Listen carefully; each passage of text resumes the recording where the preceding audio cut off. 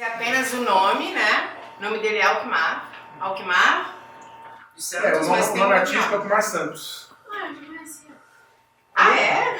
Não, só pode ser eu, porque esse nome no mundo só existe esse nome único. A gente te colocou aqui porque a gente pretende filmar para ser o teu projeto. Tá, então eu vou evitar gíria e palavrão, tudo bem? Não, fica à vontade, pode ser você corte. mesmo, assim. Vocês são de que... Acho que todo mundo podia se apresentar. Vocês são de que ano? Tudo no ensino médio? Não, do sétimo ao terceiro. Sétima a terceira do ensino médio. Sétima graduação. Isso, é? também. Essa lá o Eric também. tá. Legal. Então, a gente podia começar com você se apresentando, assim. Quem é você? Tá, eu sempre que eu vou em congresso e tal, o pessoal faz aquela coisa de currículo, eu digo assim, tem duas coisas importantes que nem o Roberto Caetano, né, quando ele fala que a minha vida é o nascimento e o hoje, quer dizer, o resto todos os dias são meus, né? Falo sempre duas coisas que são importantes. Que eu nasci em Silveiras, estado de São Paulo, que é a cidade mais importante do universo, e sou palmeirense. O resto é bem menos importante do que isso. É isso. Então, vocês leram... Ah, não, eu quero cessar minha curiosidade da biografia. Primogênito? Do meio? Eu ou sou caçula? caçula. Eu sou o menorzinho de idade da família. Sou caçula, de 3. Estudou lá no interior de São Paulo. Eu fiz... Quer dizer, eu nasci em Silveiras, fiquei lá até os 6 anos, 7 anos. Daí mudamos para Lorena, na cidade do lado, mas sempre fim de semana, férias, íamos sempre para Silveiras. Com 15 anos fui para São José dos Campos, onde eu fiz colégio técnico durante 4 anos. Daí eu entrei em engenharia, né, fiz ITA, daí não aguentei os militares, fui embora para Campinas, acabei em engenharia eletrônica na Unicamp. Lá eu entrei entrei da engenharia, fui para o mestrado em teoria literária, acabei o mestrado, consegui uma bolsa para o doutorado em Paris, fiz doutorado lá e voltei para a UFSC. Doutorado em? Teoria literária. Teoria literária. E como é que é a sua história de leitura? Leitura? Tá. Como é que você se tornou leitor? Quando você se reconheceu, eu sou um leitor? Em casa, meus pais tinham muitos livros e sempre incentivaram muito a ler. Eu tinha um tio que era um leitor voraz, que não teve formação de ensino médio, nada, mas lia muito. Nas férias, fim de semana, eu ficava dormia no quarto dele, no colchão no chão, ia lendo seleções do Reader's Digest, lia aqueles livrinhos de bolso de Bug Bunny, de faroeste, de guerra, aquele livro de bolso, né? Tem um brasileiro, inclusive, que é recordista mundial, acho que ele escrevia um livro por semana, né? Lia o que me caía a mão, sabe? De bula de remédio até propaganda de sabonete. Mas as professoras minhas me incentivaram muito, muito. Né? E desde a primeira, eu lembro quando fui alfabetizado, a primeira coisa inteira que eu li foi por isso que eu estava agora folheando o gibi, eu adoro história em quadrinho. A primeira coisa que eu li inteira foi uma história era a história do Mickey, do Sr. Pateta, a história do Walt Disney. Eu lembro que eu estava alfabetizado, começando a ler palavras e frases e tal. Eu lembro que eu não sei como, se pedi para alguém comprar para mim, se eu ganhei, eu levei para a escola, né, para o grupo escolar, um gibizinho do Walt Disney. Daí na hora do recreio, os colegas foram para brincar e tal, eu falei, vou ler esse negócio aqui hoje, vou ler esse trem inteiro aqui. Daí eu lembro que eu li a história inteira. A que foi bonita que quando... Quantos anos tu tinha? 7. Quando acabou o recreio, eu não vi tocar a sineta. Os meus colegas e a professora voltaram para a sala, estava eu lá. E a professora não fez o menor ruído, né? Ela entrou na sala, depois eu percebi que foi isso, né? Ela não deixou ninguém fazer. De repente, quando eu me dei conta, eu olhei e estava todo mundo olhando para mim. Professor, os alunos, assim, eu lendo. Quer dizer, ela não deixou ninguém fazer barulho, ela não me interrompeu, né, com preconceito, que naquela época era muito grande, história em quadrinho, isso aí, absurdo, não sei o quê. Não, assim, eu me senti acolhido, né, assim, que, pô, caramba, esse negócio é legal, o pessoal incentiva, né, gosta, e aí a partir daí virei um leitor voraz. Antes de eu passar para a Isabela, para a Ana e para os outros aprendizes de escritores ou já escritores, você é um Lewis Carroll? Como? Você é o escritor da Alice do Alice no País das Maravilhas? Como assim? Um matemático que flerta com as letras. Ou você flerta com a matemática? Mas não só o Lewis Carroll, você tem todo aquele pessoal francês do Lipo, tem matemáticos lá dentro, né? Eu sempre gostei muito de ciência, gosto até hoje. Né? Quando eu fiz engenharia, eu adorava cálculo. Hoje eu esqueci tudo, não sei mais nada. Mas eu adorava cálculo, gostava muito de cálculo diferencial integral. Gosto muito de física, acompanho, leio, né? Uma paixão não exclui a outra. Né? Nos anos 50, um inglês lá, que era físico e romancista, escreveu um livro, o C.P. Snow, Charles Percy Snow, acho que é o nome dele, C.P. Snow, chama As Duas Culturas, em que ele escreve como físico e como romancista, mostrando que não tem que haver essa oposição entre um e outro, de modo nenhum. Né? De um lado a gente tem assim, as pessoas acham que arte, né, é aquela inspiração divina que baixa nos seres especiais que nasceram para isso, foram ungidos por algum deus, né? Que é uma grande bobagem, né? Os românticos criaram esse mito, mas da boca para fora. Os grandes escritores românticos são trabalhadores assim exaustivos. Os caras liam muito, estudavam muito, tentavam muito, mexiam muito, né? E de outro lado, sem imaginação e sem uma visão filosófica, por exemplo, você não faz boa ciência de jeito nenhum. As coisas têm que estar conversando. Mas há uma recorrência, há padrões matemáticos na literatura, né? Sim, claro. A gente consegue ver, inclusive, nos poemas, por exemplo. Sim. E aí você é mais afeito aos clássicos, que seguem um pouco esses padrões matemáticos, ou não? Todos eles têm essa construção racionalizada também. Né? Eu, assim, sempre preferi ler mais os barrocos. Não só os barrocos do século XVII. Assim, Guimarães Rosa é um grande barroco. Euclides da Cunha é um grande barroco, por exemplo. Né? Sempre gostei. Agora, sempre também tive atração pelo lado mais medido, mais... Né, eu diria que... Te fascina esse trabalho com a palavra. Um dos poetas que muito me influenciaram e influenciam ainda hoje é João Cabral de Melo Neto, por exemplo. Né? Mas eu adoro os poetas do Barroco, por exemplo. Gosto muito mesmo. Gente, se deixar, eu vou perguntar até amanhã de manhã, então vou passar a palavra. Na pergunta, porque pra mim... Senão eu vou perguntar um monte de coisa. Eu tenho uma pergunta. Por que você geralmente escreve sobre esses temas mais atuais, assim, sobre esse tema que está tão vigente, né, ultimamente?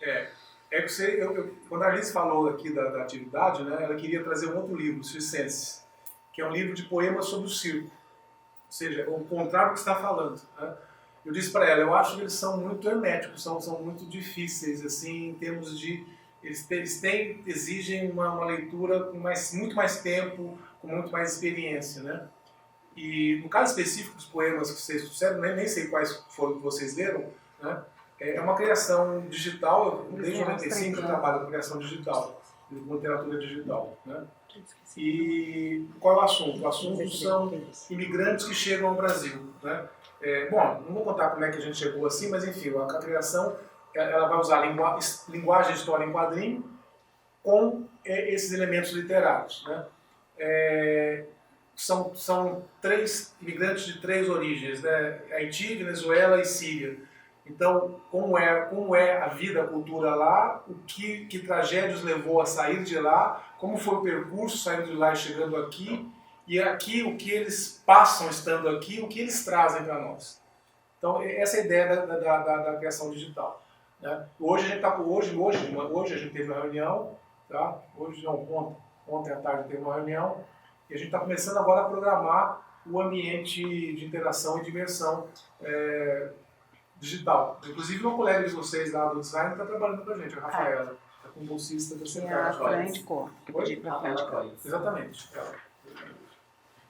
Então, o caso do tema é em função disso. Tá? Eles leram o Terremoto do Haiti, eles leram Chico, Chiquito, Chiquitito. Tá. E eles leram o Bombardeio Aéreo. Esses Qual três. deles, o Bombardeio? O dos ovos. Tá. Eles leram esses 3 poemas. Tá? Eu tenho uma pergunta. Ela perguntou sobre como você se descobriu um leitor e como você se descobriu um escritor. Tipo, como foi o começo de carreira? Escritor? O primeiro momento que eu lembro foi no segundo ano do curso primário, né? Eu tenho uma idade em que eu ainda tenho diploma de grupo escolar, né? No final do 4º ano eu pegava um diploma, né? É verdade, depois fazia admissão e ia para o ginásio. Depois, no meio do ginásio, é que virou 1ª a 8ª série, né? E no segundo ano, eu lembro que a professora mandou fazer uma redação sobre o Dia das Mães. E eu lembro na época que eu tinha lido alguns românticos que tinham odiado poetas românticos, né? Achava muito chato. Eu não sei porquê. Eu perguntei para a Dona Yara, Dona Yara, posso... aliás, a Dona Yara era bem mocinha, assim, ela até já alimentava os nossos sonhos masculinos na época. A Dona Yara era olhos verdes e tal. E eu perguntei para a Dona Yara, posso fazer uma poesia? Ela, pode. Eu fiz. E minha mãe guarda até hoje. Não, eu não. Ela te deu? Tá até hoje. Então foi assim. Agora, quando está conversando com a Ana também, digamos, esse foi a vontade de fazer isso. Há questões aí psicológicas, freudianas, sei lá, nem eu sei direito o que é, né? Mas eu lembro quando eu saí da engenharia, me formei e fui aceito no mestrado em literatura, que eu percebi que para que eu seguisse, para que eu realmente fosse escrever direito, eu tinha que ter na cabeça o tempo todo que eu tinha que fazer uma obra, né? Não é fazer um poema para publicar em algum lugar, para mostrar para alguém, mas é uma obra é uma vida. Quer dizer, então, o que eu faço agora tem que estar conversando com o que eu já fiz antes, entendeu? Então, essa noção de que eu tenho que fazer uma obra, foi quando eu entrei no mestrado que eu me dei conta. Foi aí realmente que eu acho que eu me tornei de verdade escritor. Até então eu era um diletante, eu era alguém que de vez em quando gostava de se sentir diferente dos outros. Como foi isso de sair da faculdade de engenharia e ir direto para um mestrado em letras, basicamente? Eu tive uma baita crise de bom senso, assim, na verdade, desde o segundo ano que eu estava ainda no ITA, né, eles tinham um curso que chamava Curso Acadêmico Santos Dumont, que era ligado ao centro acadêmico. Quando os militares da ditadura fecharam os centros acadêmicos, para disfarçar, era o curso acadêmico que dava cursinho para vestibular. Era o disfarce do centro acadêmico. E aí eu queria dar aula de história. Sempre adorei história, adoro história até hoje. Só que tinha um cara muito bom que tinha dado aula para mim. Eu fiz aquele cursinho para entrar no ITA, né? Aí, pô, não dava. O vídeo com o Ronaldo era ótimo, assim. Ele era um fantástico professor, assim, empolgante. As aulas dele eram empolgantes. Aí o professor falou assim, você é poeta, vai dar aula de literatura, não tem ninguém de literatura. Eu falei, tá bom. Aí encarei, né? Fui lá dar aula de literatura. Então, desde 79 que eu comecei, o segundo ano da faculdade de engenharia, eu comecei a dar aula. Então, durante toda a engenharia, praticamente, eu me sustentava dando aula em cursinho e fazendo engenharia. E quando eu descobri que com qualquer graduação eu podia entrar no mestrado em literatura, aí eu fui fazer o mestrado em literatura. É isso. Tá, e você tem alguma dica, algum mecanismo para quem está pensando em escrever, quem gosta de escrever, dicas para quem escrever melhor? Olha, isso é melhor sim. Eu posso falar algumas coisas, mas são muito específicas de mim, né? Algumas coisas gerais eu acho que dá para falar. A primeira delas é a seguinte: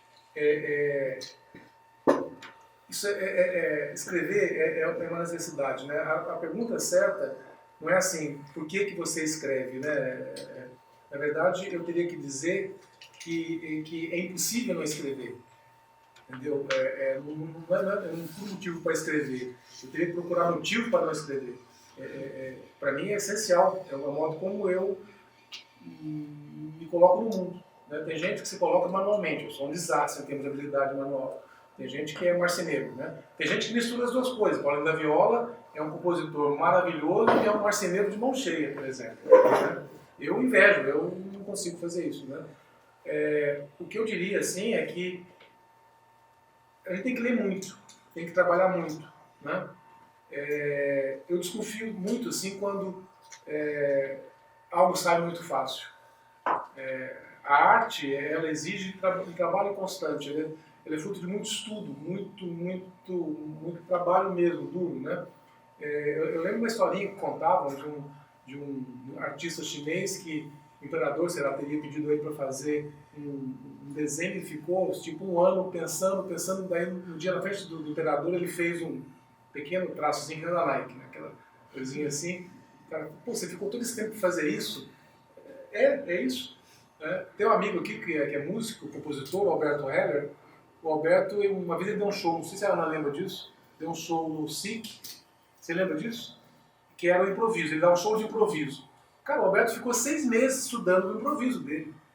6 meses. Né? Então, não há lugar para improviso na arte. Não há. Né? 1%, vamos dizer assim, 1%. O problema é que, às vezes, as pessoas acham que só improviso basta, quer dizer, eu já sou gênio por mim mesmo. Esse é o pior caminho possível. Né? Você tem que estar o tempo inteiro estudando, lendo, comparando, melhorando. Né?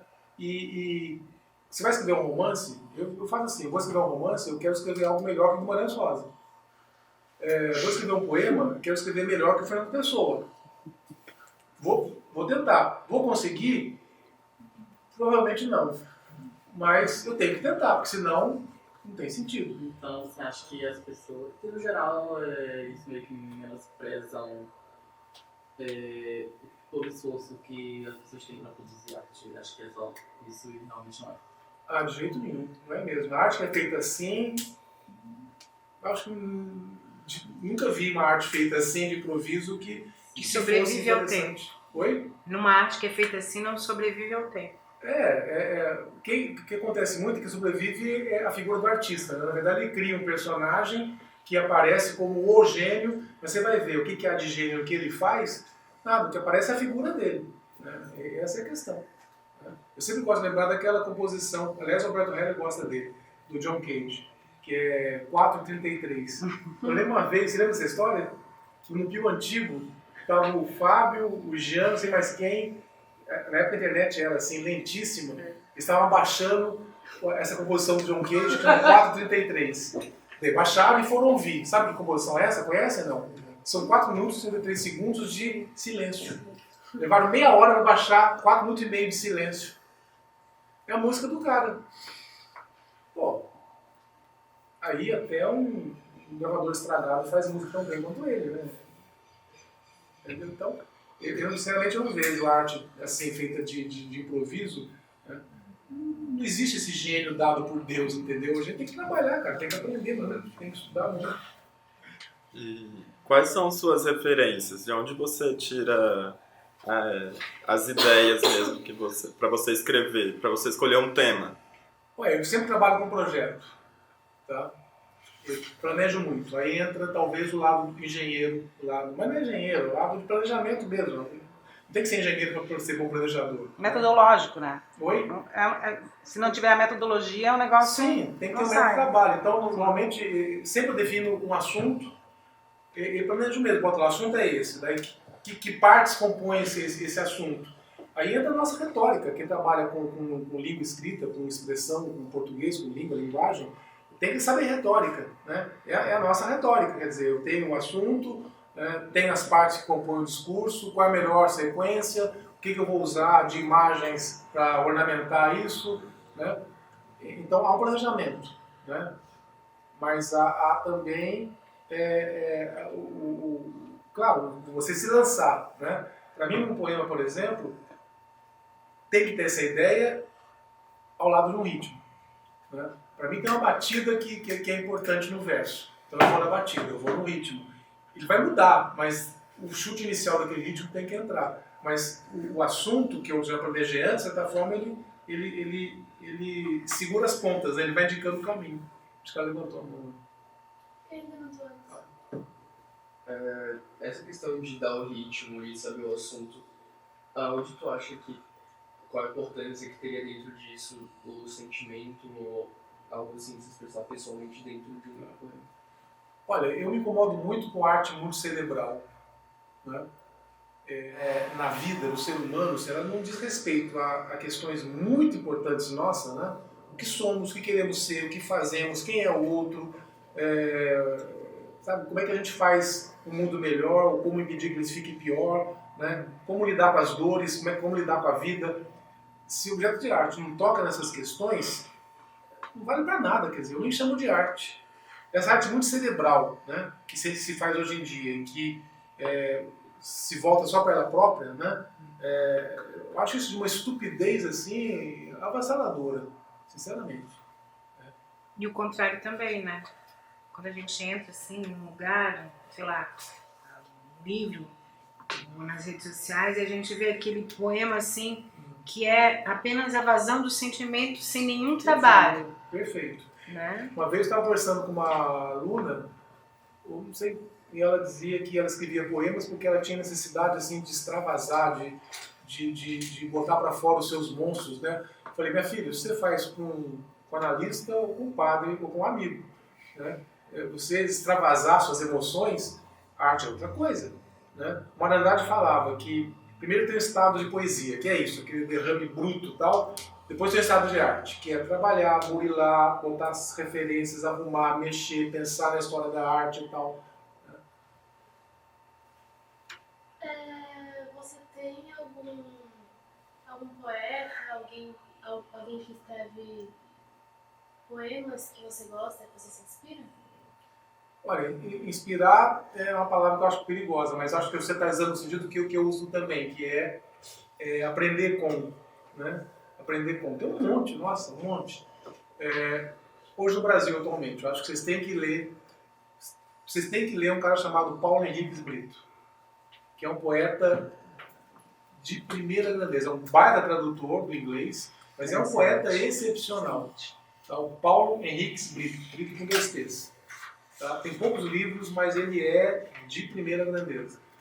Agora, tem muita gente, alguns talvez vocês compartilhem comigo o gosto. Augusto dos Anjos. Já leram Augusto dos Anjos? Não. Ó, é o seguinte. Mas eu acho que eles leram Gregório de Matos já. Anjos. Se vocês morrerem sem ter lido Augusto dos Anjos, vão direto para o inferno. Tá? Salve a alma, leia Augusto dos Anjos antes de morrer. Isso é uma fala bem Augusto dos Anjos. É uma fala bem Augusto dos Anjos. Eu acho que eles já leram Gregório, né? Anjos. Acho que sim. Gregório de Matos. Vão ler agora comigo no próximo final. Gregório é fantástico. O que mais? Adoro o Castro Alves. Gonçalves Dias, para mim, é um mestre de ritmo. Ele é um craque no ritmo poético. Cília Meirelles é maravilhosa poeta. É essa aí mesmo. Fernando Pessoa é genial. Né? Tem um monte, nossa, muito. Oi? Gregório de Matos, falei. Gonçalves Dias, falei. Castro Alves. Cecília Meirelles. Augusto dos Anjos. Cecília Meirelles. Olavo Bilac, poeta magnífico. Tem coisa ruim lá, bem parnaseira, bem chata. Mas tem poemas que são assim. Ana Cristina César. Luminosos.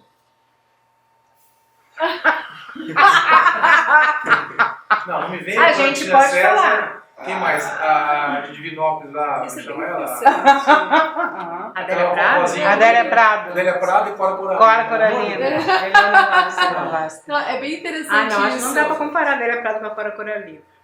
Tá, mas nenhuma delas dá pra comparar com Cília Meirelles. Não, Tá. não. Cecília é gênio. É aquela história. Hilda. Hilda Hilst é maravilhosa, mas é difícil com essa idade. Sim. E também tem o lance da idade, gente, sabe? Ler e escrever é um aprendizado, né? A única vantagem de ficar velho é essa, fica mais esperto. Né? Tem um ditado mineiro que fala assim, o diabo é o diabo, né? O diabo é esperto é porque Eles o diabo, receberam um porque ele é velho. texto, lembra que Pois é, sim. Então, é o tempo, quer dizer, eu tenho 60 anos, imagina, eu li muito mais tempo do que vocês. Se eu não tivesse aprendido nada, eu era um jumento da magnitude do Bolsonaro, entendeu? Eu era uma besta quadrada. Então, alguma coisa eu tive que aprender. Né? Então, você tem que ir lendo e aprendendo. E vamos lendo esses caras todos. Então, não dá para falar cada um ensina uma coisa. Né? Eu acho que o primeiro poeta assim, que eu imitei foi Augusto dos Anjos, por exemplo. Tá? Depois, imitei mesmo, conscientemente. Mas isso é importante. O Ezra Pound, que é um baita poeta americano, maluco, fascista, apoiou os nazistas, ficou preso em campo de concentração, quase morreu. Mas fuzilado. maravilhoso. Mas um baita de um poeta. O Wesley Carpone diz o seguinte: você vai começar a escrever, escreva a moda dele, reúna um grupo de poetas que você gosta, que você acha que são importantes, treine. Aos poucos você vai desenvolver a sua dicção. Entendeu? Eu fiz isso. Eu acho que a gente acaba fazendo isso de um modo ou de outro sempre. Né? E como que o olhar, a gente está falando com escritores iniciantes, né? E aí o primeiro leitor deles geralmente ou é o amigo ou é a professora. Sim.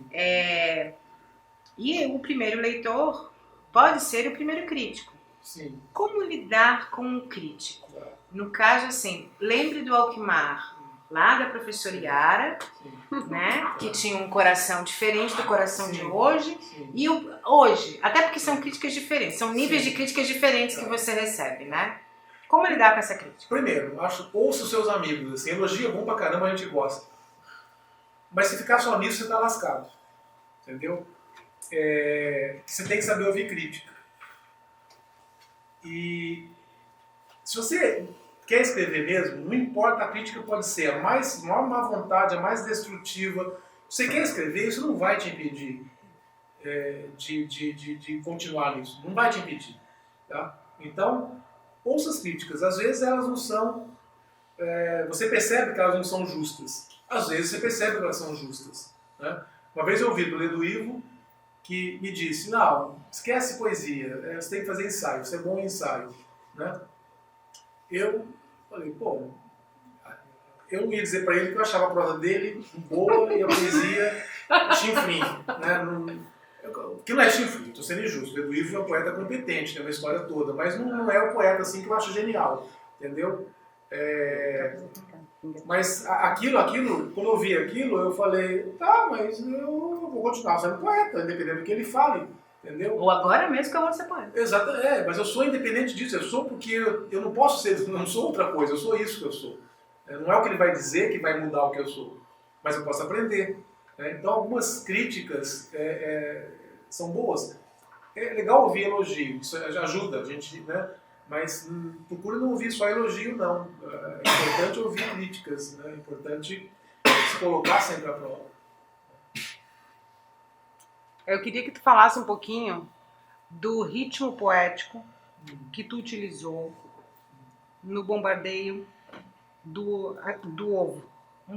Eu não sei de cabeça um poema meu, dá pra botar É isso que eu isso? dizer, seria bem legal Eu queria que a tu tua falasse. leitura, né? Eu queria que tu falasse desse ritmo. Seria legal você ler.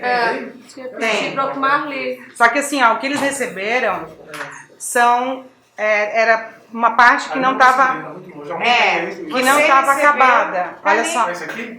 Eles receberam 3 textos, tá? que não estavam acabados ainda, tá? E tem um erro de formatação que o Google Docs não aceitou. Lá no final não é um terceto, né? É 2 versos e termina com um solito. Aqui alguém consertou desconcerto com botou S, mas é com C mesmo. Tá. Tá? E o título não tinha post-título. Não sei se tinha fizeram, post-título tá? ainda. Tá. Nenhum deles tem título ainda. Tá, Não esse tinha. que eu tô lendo aqui, então, bombardeio aéreo, o último verso está isolado, sozinho. Tá? Aí vem, então, por exemplo, não só o ritmo. Não, então, porque o que eu quero que tu mostre para eles é que tudo isso, todo esse poema, ele foi pensado desde o seu tema até o seu sintagma, o seu ritmo. Então, tudo isso foi acho pensado. Que, em resumo, você quer que ele se resuma no processo criativo deste poema. Não, Tá. é que o poema todo, é que o ritmo eu não ia falar, né? Porque eu conheço esse poema e eu sei como ele foi feito. E ele tem um ritmo, sim.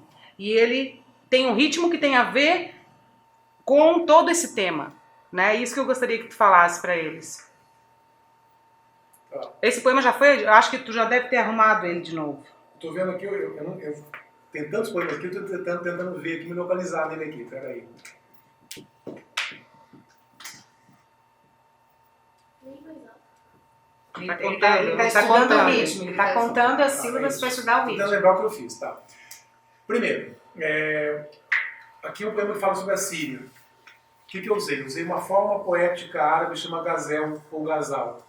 Né? Podem anotar, vamos O lá. Manuel Gazel, Bandeira tem Gazel. um muito bonito que chama gazel para Hafiz. Hafiz foi um grande poeta persa que fazia gazais, ou gazéis, não sei como é Gazéis. no árabe, né? Mas, aliás, Então, gazel é uma forma poética. É uma forma poética. Tá? E, são estrofes de 2 versos, são dísticos, tá? Ó, são discos. Com um número indefinido, mas em geral se situa em torno de 12, 13, 14, por aí. Tá? Como é que é a rima? Né? Isso estou dizendo no modo como isso passou para a tradição ocidental. Né? Eu não tenho nem ideia como é que é a rima no árabe, eu não tenho nenhuma noção, não sei como é que é árabe. Né? Mas como é que ficou para a tradição ocidental? São estrofes de 2 versos, são dísticos, né? Versos de 8, 9 ou 10 sílabas, tá? Em que no primeiro dístico os versos rimam entre si. É uma rima que a gente chama de rima toante. O que é a rima toante? Quando eu repito só as vogais, não as consoantes. Tá? Então, por exemplo, perigo e amigo é uma rima consoante, uma rima total. Frio com amigo é uma rima toante. Eu só repito as vogais. Tá? Então aqui a gente usa rimas toantes. No primeiro dístico, um verso rima com o outro. Do segundo dístico em diante, só o segundo verso é que vai fazer essa rima toante. Aqui no caso é a rima em E-O. Né? Deserto rima com deserto no primeiro dístico. Aí nos outros, o segundo verso vai ser aberto, boquiabertos, perto, certo, desconcerto, recobertos, medo, dentro, e o último verso isolado é cimento. E-O. Tá? E E pode ser aberto, fechado, oral, nasal, não tem problema. Considera-se rima. Tá? Eu fiz versos eneassílabos, né? Versos de 9 sílabas. Tá? E eu tinha pensado, aí vem um pouco da imaginação, vem um pouco talvez do improviso, né? De aproximar esses objetos, esses artefatos aí da guerra, os agressivos, de animais. Né? De onde vem isso? Improviso? Achado? Imaginação? Inspiração divina? Mas vem também do fato de que é um processo que animaliza as pessoas. Isso estava no meu inconsciente, com certeza. Né? Então aqui eu imaginei os aviões que jogavam, né, bomba com gás venenoso. Né? Eu acho que foi o gás sarin que ele usou lá, não sei qual gás que ele usou. Matou populações dele próprio, né? Ele que eu digo é o presidente da Síria, o Bashir al-Assad. Né? Então essa foi a imagem. Né? E aí as rimas e o ritmo, quer dizer, aqui estou usando a poética tradicional, né? Em que o lugar da rima é marcado pela métrica, quer dizer, eu tenho K sílabas o final do verso, a possível rima, mais K sílabas, possível rima. Né? Aí a Alice vai dizer, ainda matemática? A música é pura matemática, por exemplo. Né? Os compositores todos mexem com matemática. Né? A minha pergunta é provocativa porque os alunos do primeiro ano, os do terceiro já viram toda essa teoria, mas os alunos do primeiro ano, que é a grande maioria que está aqui, dos alunos, estão começando na teoria da versificação clássica. A gente não entrou, por exemplo, na noção da toante, a gente não trabalhou a coisa da rima rica. Sim. Eu digo o seguinte, matemática é uma coisa importante, não só para quem vai ser engenheiro ou contador, ou coisa que o vale, é importante em qualquer atividade. Eu li uma vez, não sei se é verdade, que os nazistas, quando dominavam um país na Europa, naqueles anos poucos da Segunda Guerra Mundial, a primeira coisa que eles faziam era proibir o ensino de matemática nos países ocupados. Depois da filosofia e da sociologia. Aí os netos deles é que estão fazendo verdade. isso. Né? Então, quer dizer, é isso. Então, na verdade, e a minha ideia também era dar um tom de tragédia, né? No poema aqui, no caso, né? De pouca importância à vida humana, né? Escandalizar com isso. Né? Porque a ideia toda da questão digital, da seleção literária digital, nasceu de notícias que nós tivemos de um haitiano que tinha sido morto, assassinado aqui em Itajaí. Né? Então a gente fala, caramba, esses caras trazem uma riqueza imensa, vem de um sofrimento assim absurdamente grande e chegam aqui e pô, o cara é alvo de preconceito, é assassinado. Que absurdo é esse? Quer dizer, o que ele está fazendo jogando fora essa riqueza? Então, é essa a ideia de escandalizar com o humano se tornando coisa, bicho, objeto, sei lá, resto de... E essas imagens lindas que você coloca, que você traz, as metáforas maravilhosas que você constrói nesse poema, mostra bem essa coisa da guerra limpa, né? Da guerra tecnológica, limpa. A imagem linda, na verdade, quem faz é o Que é leitor, né? espetacularizada, né? Sim, no jornal. Quando a gente pensa... Na hora que eu li o poema, eu falei, bah, igual o jornal. Tô lá tomando café da manhã e eu vejo aquela cena. Não foi feita em Hollywood, né? Enfim...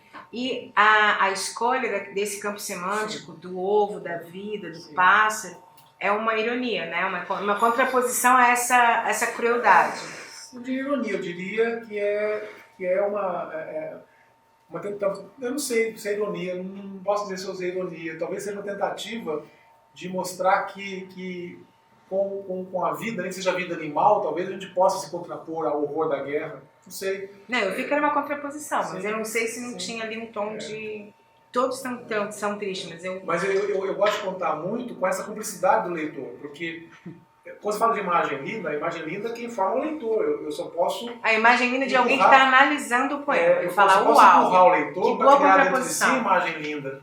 Que ele vai criar. Se você não conseguir, ele não vai criar. A imagem não vai ser bonita. Eu só tenho que criar as condições para que ele crie a imagem. Tem um poema bonito do Pessoa, famosíssimo, né? Que é autopsicografia, vocês conhecem, não? Que ele fala, o poeta é um fingidor. Finge tão completamente que chega a fingir que é dor, a dor que devera sente. E os que leem o que escreve, na dor lida sentem bem, não as duas que ele teve, mas só a que eles não têm. Então a terceira dor é essa que o leitor vai ler. Então, continua, tem mais uma estrofe do poema, não precisa falar aqui. A gente tem que ser uma espécie de catalisador também, criar condições para que o leitor crie essa imagem. Um romancista, quando ele escreve assim, ele não vai conseguir descrever minuciosamente tudo que ele imagina. Ele tem que contar com a afetividade, com as memórias, com os conhecimentos do leitor. É isso que cria o ambiente. Quando o leitor se sente dentro da narrativa, não é o escritor que colocou ele lá, é o escritor que fez com que esse leitor se colocasse lá. Não sei se você consegue entender isso que eu estou falando. Né? A gente tem que lidar com as memórias do leitor. O leitor tem que ser participante. Né? É como criar artifícios para que o próprio leitor se colocasse dentro da leitura. Sim, sim. Quando, por exemplo, nos romances que eu escrevi, eu falei sobre uma guerra mundial. E eu não sou especialista em guerra mundial. Eu nunca tive uma batalha. Né? Mas eu contava com o fato que as pessoas têm um conhecimento médio sobre a Segunda Guerra Mundial. Né? Um outro romance eu falei sobre o circo. E também eu nunca trabalhei no circo. Né? Mas eu contava com a minha memória, e que eu otimistamente acho que são as memórias parecidas com o que os leitores têm, para criar um ambiente. Talvez certamente os leitores vão pensar num circo muito diferente daquilo que eu pensei quando eu escrevi, mas eles vão pensar num circo. Então a gente não tem que saber tudo. No caso específico desse romance, que chama Circo, inclusive, estava na casa do Wilton, amigo de São Paulo, e o Wilton, estava lá um amigo dele que era veterinário, e foi veterinário de circo. E eu contei que estava fazendo esse romance. Ele disse, mas você já viveu, você conhece um circo? Eu falei, não, mas como é que você escreve sobre o que você não sabe? Eu falei, a gente escrever sobre o que sabe não tem graça, a gente tem que escrever sobre o que não sabe, para descobrir, para inventar um mundo como a gente quer que seja. Escrever, de certa forma, é a gente se vingar de Deus, né? Quando você escreve, você está criando um universo, dizendo, ó, olha aqui a divindade, também sobre o seu time, entendeu? Mais ou menos isso. Então, o Alckmin, a gente falou que ele é da UFSC. Ele é um professor, pesquisador, ele é reconhecido em nível mundial. Ele foi um dos primeiros a trazer para o Brasil e para Santa Catarina a pesquisa no universo digital, de forma ampla, criação, escrita. E aí ele disse para nós, aqui não sei se vocês perceberam, notaram que ele disse que isso daqui vai ser uma publicação digital. Quer falar um pouquinho sobre isso, sobre cyberpoesia, como vai ser finalizado esse trabalho, vai ter uma interface gráfica, vai dialogar com